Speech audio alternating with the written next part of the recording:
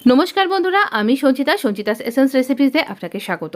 প্রচণ্ড গরম পড়ে গেছে না? এরকম দিনে একটু হালকা পাতলা অথচ টেস্টি অথচ প্রোটিনাস এরকম কিছু খাবার খেতে ভীষণ ভালো লাগে না? চলুন আপনার সামনে নিয়ে এসেছি একদম পুরনো দিনের একটা ভীষণ সুন্দর রেসিপি, যা আমাদের ঠাকুমা দিদিমাদের আমলেরও বলতে পারেন। তো ভীষণ ইজি, সহজপাচ্য, টেস্টি অথচ প্রোটিনে ভরপুর।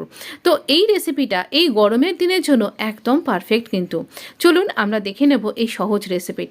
দেখতেই পাচ্ছেন কত সুস্বাদু রয়েছে। ভীষণ সহজে এটা কিন্তু তৈরি হয়ে যাবে আপনার বাড়িতে যা কিছু আছে তাই দিয়ে। আমরা এখানে কড়াইয়ের মধ্যে শুধু সাদা জল নিয়েছি, দেখতেই পাচ্ছেন। তো এই জলের মধ্যে দিয়ে দিচ্ছি হাফ চামচ নুন, বা স্বাদ অনুযায়ী নুন বলতে পারেন। দিয়ে দিচ্ছি সামান্য একটুখানি হলুদ এই রান্নায় খুব বেশি লাগে না। একটুখানি আদা গ্রেট করে নিয়ে দিয়ে দিচ্ছি, আপনি লঙ্কা বাটাও দিতে পারেন, আমি শুধু লঙ্কা চিড়ে দিলাম। এটা না মটর ডালকে আমি 4-5 ঘন্টা এরকমভাবে ভিজিয়ে নিয়েছি, ফুলে গেছে। এটাকে এইরকমভাবে জল থেকে তুলে নিয়ে আমরা মিক্সির বাটির মধ্যে দেব। একদম এর মধ্যে কিন্তু কোনো জল ব্যবহার করবেন না, এরকম ড্রাই করে, কিন্তু এটার মধ্যেই যথেষ্ট জল অ্যাবজর্ব করা আছে, তাই আপনি এক্সট্রা করে জল দেবেন না, তাহলে রেসিপিটা কিন্তু তৈরি হবে না। তো এখানে আদা আর একটুখানি কাঁচা লঙ্কা একটা দিচ্ছি, নুন দিচ্ছি, সামান্য একটু আদা দিচ্ছি, দিয়ে এটা পেস্ট করে নেব। এই হচ্ছে গরমের বিভিন্ন রকমের সবজি কিন্তু।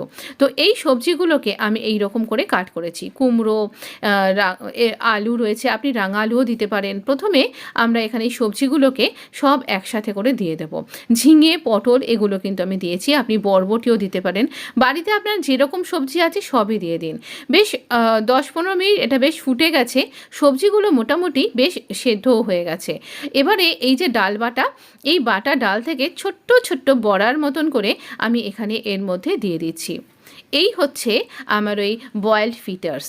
সত্যি কথা, এই গরমের দিনে ভাজা ডাল বড়া খেতে তো সকলেরই ভালো লাগে, কিন্তু খেয়ে তো শরীর খারাপ হতে পারে।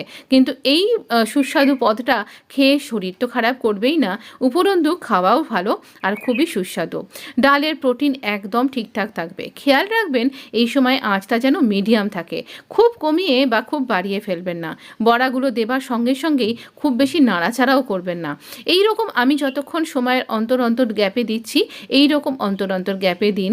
আর খুব ইজি একটা রেসিপি, দেখতেই পাচ্ছেন নিমেষে এটা কিন্তু তৈরি হয়ে যাচ্ছে। তো এই রকম করে আমরা বড়াগুলো দিচ্ছি। মোটামুটি অনেক বড়া দিয়ে দেবেন না, তাহলে পরে আবার সব একসাথে দলাও পাকিয়ে গিয়ে ঘেঁটে যেতে পারে। আর এই যে কিছু কিছু বড়ার গা থেকে ডাল বেরিয়ে আসছে, তাতে করে এই ঝোলটা আরও বেশি টেস্টি হবে আর ঘনও হয়ে যাবে। তবে এই রকম করেই বড়াগুলো কিন্তু দেয়া হয়ে যাবে। মোটামুটি সকলের পাতে 7-8টা করে বড়া পড়বে, সেইভাবে আপনি দিন। এখানে দেখুন আমি বড়াগুলোকে একটু জলের মধ্যে ডুবিয়ে দিচ্ছি। রান্নাটা নিরামিষ রান্না, একটু মিষ্টি মিষ্টি খেতে ভালো লাগবে। 2 চামচ চিনি দিয়ে দিলাম। এবার আমার বড়াগুলো বেশ শক্ত হয়ে গেছে, মানে জমে গেছে বলতে পারেন। তো ঠিক ডিমের পোচ যেভাবে করেন না জলের মধ্যে, ঠিক সেই রকম। শুকনো লঙ্কা 3খানা নিয়েছি, সর্ষের তেলের মধ্যে দিয়ে দিলাম 1 চামচ সর্ষের তেলে। তো দিয়ে এবার কালো জিরে দিয়ে খুব ভালো করে ভেজে নেব, যতক্ষণ না এই লঙ্কাটার কালার চেঞ্জ হচ্ছে, একটা ফোড়নের সুন্দর গন্ধ আসছে। এবার ফোড়নটা রেডি হয়ে গেছে। এটা আমরা এই তরকারির মধ্যে খুব সাবধানে সানাসি দিয়ে ধরে এই রকমভাবে দিয়ে দেব। ব্যাস, ঢাকনা বন্ধ করে দিন, আমাদের রান্না কিন্তু রেডি হয়ে গেছে। এবার এটা একটু মজতে দিন 5 মিনিট। তো এরকম মজে যাবার পরে আমি আপনাকে সার্ভ করে দিচ্ছি। যেদিন নিরামিষ খাচ্ছেন সেদিন এই রান্নাটা কিন্তু মাস্টই মাস্ট। তো ভালো কথা, এখনও সাবস্ক্রাইব করে হয়ে ওঠা হয়নি নিশ্চয়ই, তো please subscribe and support my channel. Notification বেলটা অন করতে কিন্তু ভুলবেন না। তো তাহলে সঙ্গে সঙ্গে কিন্তু চলে যাবে আমার এই সুন্দর সুন্দর রেসিপিগুলো আপনার কাছে। আর বন্ধুদের মধ্যে শেয়ার করতে ভুলবেন না, ভিডিওটাতে অনেক করে লাইক দিতেও ভুলবেন না। তাহলে আজকের মতন এই রেসিপিটা এনজয় করতে থাকুন।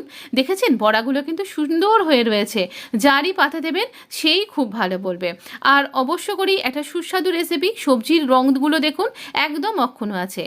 থ্যাংক ইউ বন্ধু, ভালো থাকবেন।